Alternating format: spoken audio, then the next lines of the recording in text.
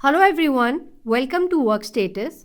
In this video, we are going to know about the productivity settings. For that, you have to log into your Workstatus admin account and come up to the site settings from the site navigation bar. Under the timer apps, you'll be able to see the productivity settings. Here, in these settings, you can track the productive hours of the member by defining the productive and non-productive applications and URL. You can make it enabled by toggling it to the right to detect the defining of the productive and the non-productive application and URL. Once you toggle to the right to enable it, the list of the members are loaded, and that you can even select from the type section that these are the apps and the URL.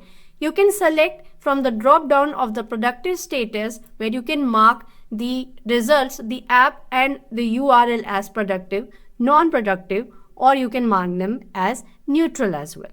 You can select the member from the listing of the member here, and you can also enable it for the specific member. Now, if you want to have it enabled or change the levels of the app and URL from productive to non-productive, you can have it enabled for the teams. You can select it for the department as well. Once you do so, you can just click on the drop down and click on it as productive or non-productive, the category that you wish to do. Click on the OK. Once you select the status of the productive or the non-productive or the application on an URL against this specific drop down, from the time of the setting done, the app which is recording or the URL which is getting recorded from the desktop application or the Chrome extension falls under this category, and the time is reflected in the app and URL against the activity section. You can click on load more to see the listing more. Then you can click on this search button to search a specific app or the URL.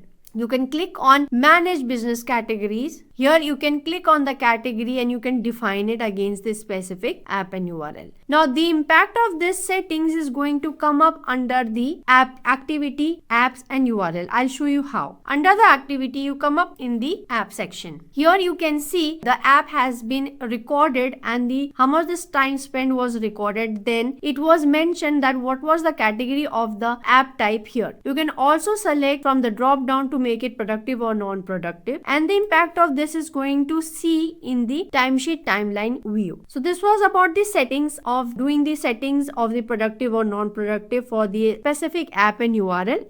Thank you.